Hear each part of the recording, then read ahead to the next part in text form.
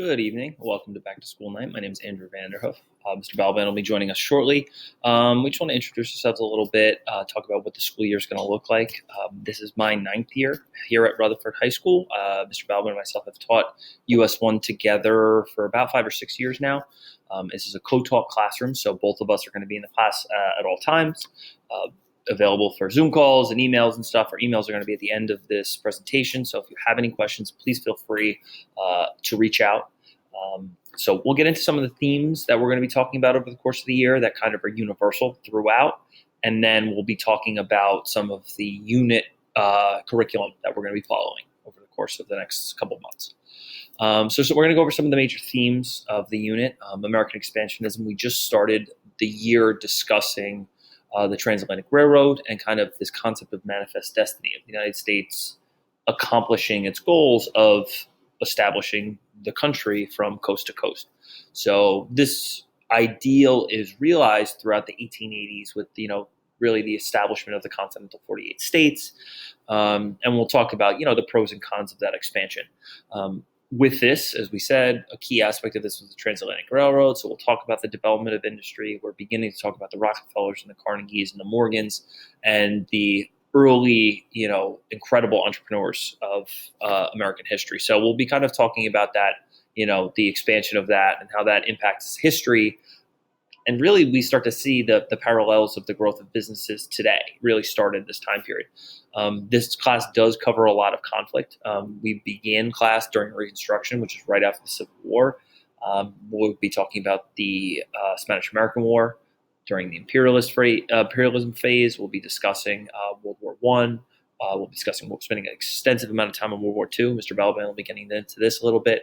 And we'll talk about these concepts of interventionism versus isolationism. When is the United States obligated to be involved in worldwide conflict? Again, still issues that we are discussing throughout the news today. The question of the role of the federal government. What role should the government play in people's lives? Where should the crux of the government be on the state or the federal level? And we'll see how that ideal and concept changes over time. And we'll compare and contrast how that works. And then lastly, we'll be talking a lot about freedom versus security, these concepts of, individual rights and freedoms versus the safety and security of the American people. And we'll be talking about, Supreme Court cases and other aspects in which these ideals will come out and be expressed. So we're going to be focusing on these. These are all kind of found throughout, the units that we're going to be talking about. Mr. Balban will come over in a second. He'll discuss kind of the themes. The units that we're going to be focusing on this year.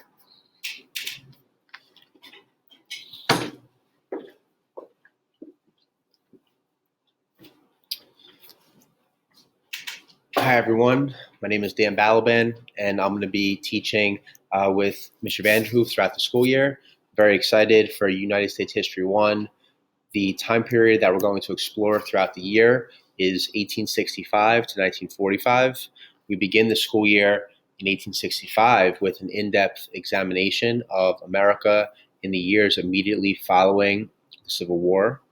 We spend a lot of time talking about what America as a nation was like in 1865. It's challenging for the students to conceptualize at first that America in 1865 literally was in the process of ending a war where half of the country fought the other half of the country. So we build a foundation from that point by learning about the process that our country had to go through to reconstruct itself and to rebuild itself after literally having a civil war on our own soil. So once we build that foundation, we begin learning about the Gilded Age, which is a time period in the late 1800s when business really expanded tremendously in America and industry grew at exponential rates, and wealth was really created in a way that had never been seen before in our country. So we learned a lot about titans of this time, such as Andrew Carnegie, Rockefeller, Cornelius Vanderbilt, J.P. Morgan, and we talk about the effect that these innovators and capitalists had on developing our country. We also look at the railroad system that was created at this point in time, and we analyze how the creation of railroads connected and made America a more unified country.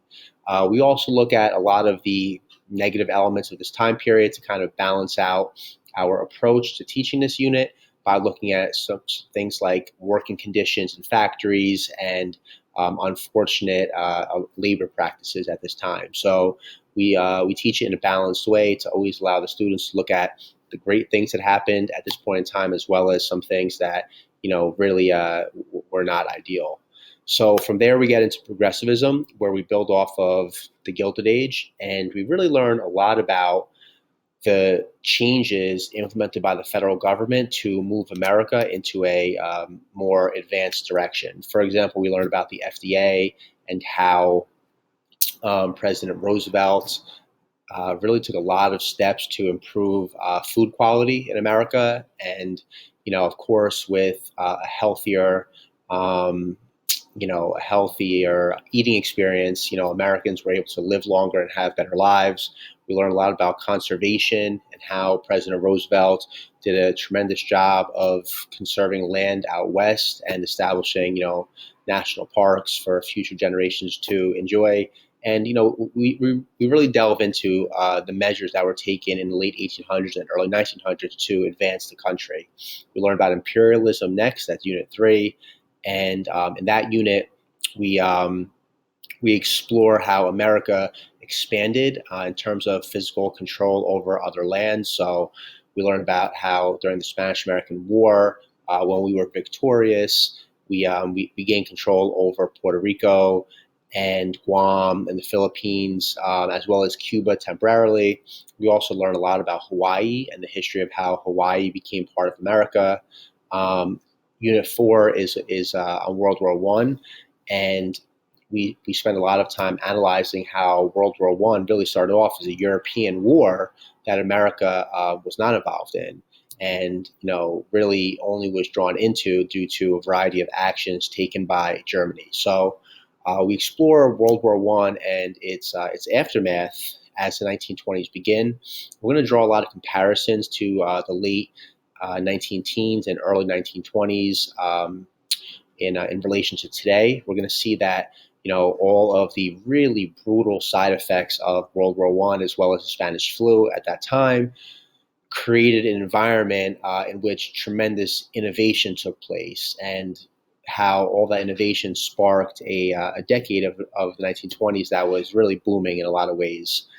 Finally, we're going to get into the Great Depression and learn about how that economic boom really went bust in 1929, and we're going to learn about how the 1930s was an incredibly challenging decade in a lot of ways for American society.